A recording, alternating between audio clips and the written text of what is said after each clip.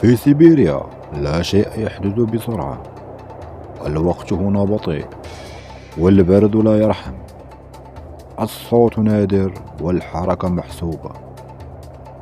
في هذا المكان البقاء لا يعتمد على القوة فقط بل على التوقيت. وسط هذا البياض تتحرك الذئاب بصمت. ليست أسرع من فريستها لكنها ليست وحدها. العيون تراقب والخطوات تتقاسم الجهد.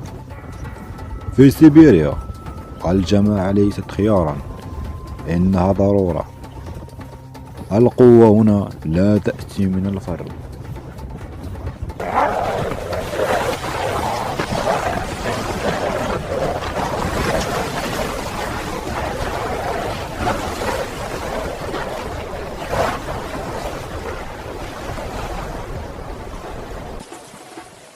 لكن ليس الجميع يعتمد على الجماعة. بين الأشجار ظل واحد يكفي. النمر السيبيري لا يطارد ولا يستعجل، ينتظر اللحظة المناسبة ويترك البرد يعمل لصالحه. ضربة واحدة ثم يعود الصمت.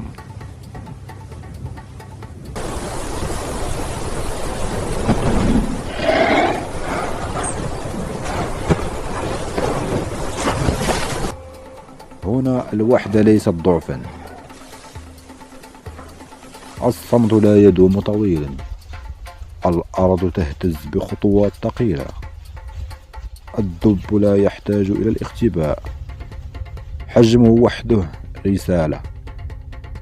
يأكل ويبحث ويتحرك بكل ثقة. في سيبيريا هناك من يفرض وجوده دون مطاردة. القوة أحيانا لا تحتاج إلى سرعة.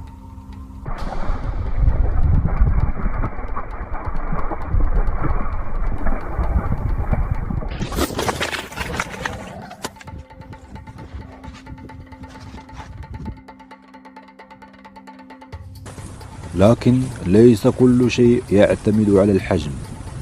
أقدام خفيفة وحركة بالكاد ترى. الوشق يختار طريقه بعناية ولا يترك أثرا طويلا. قفزة واحدة وحسم مباشر. الدقة قد تكون أخطر من القوة في بعض الأحيان.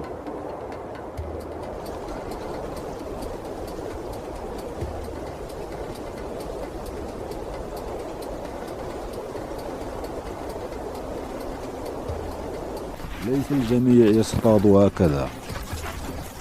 الثعلب لا يملك صبر النمر ولا قوة الدب، لكنه يملك شيئا آخر وهو المرونة.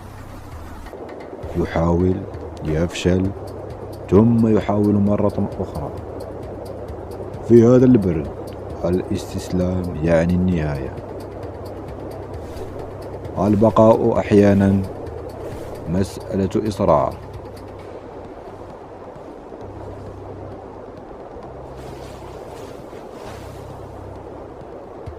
مع غياب الشمس تتغير القواعد. عيون تراقب من الأعلى وصمت أثقل من النهار. البومة لا تحتاج إلى مطاردة. الليل يعمل معها. ضربة هادئة ثم اختفاء. في الظلام القليل يرى والقليل ينجو.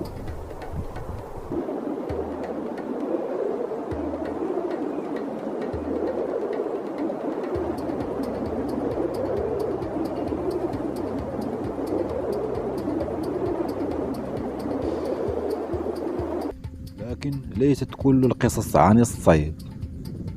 قطعان الرنة تتحرك باستمرار، لا تتوقف طويلا. الخطر ليس لحظة بل احتمال دائم. الهروب هنا ليس ضعفا بل ذكاء. في سيبيريا النجاة قد تكون في الابتعاد. في هذا العالم الأبيض كل كائن له طريقته، لا فوضى ولا رحمة، فقط صمت وانتظار.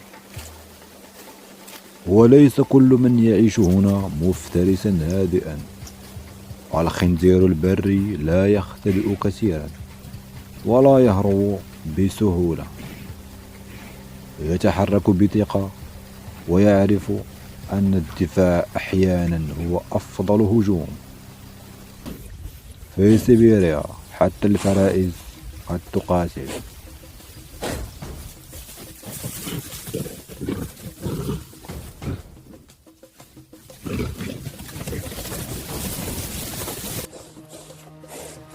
تحت الثلج توجد حياة أخرى. الغرير لا يواجه البرد مباشرة بل يتكيف معه، يحفر ثم يختفي ويخرج فقط عند الحاجة. الذكاء أحيانا أن لا ترى. حيوان صغير لكن حضوره سريع، يتحرك بين الأشجار ويقفز دون صوت. لا يعتمد على القوة بل على المفاجأة. إنه السنور. في الغابات الكثيفة السرعة هي السلاح.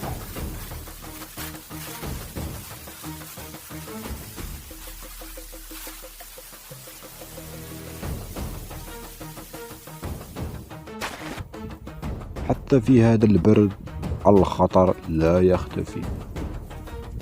الأفعى لا تطارد ولا تهدر طاقتها. ضربة قصيرة ثم سكون. الصيد لا يحتاج دائما إلى مطاردة.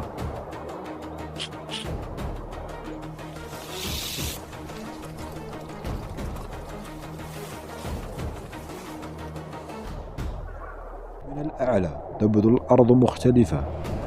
النسر لا يرى التفاصيل بل الفرص. ينقض بسرعة ثم يعود إلى السماء. العلو يغير كل شيء أحيانا.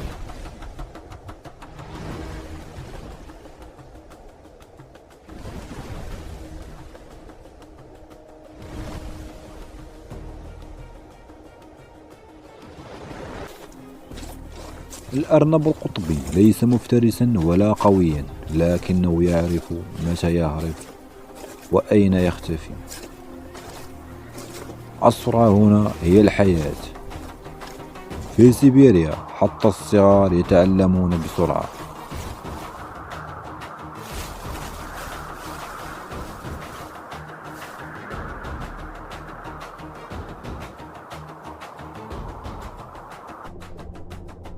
سمك الطعيمين السيبيري. تحت الجليد عالم آخر يتحرك. السمكة لا ترى الخطر قادما لكنها تشعر به. هجوم مفاجئ ثم يعود الهدوء. حتى الماء له قانونه الخاص.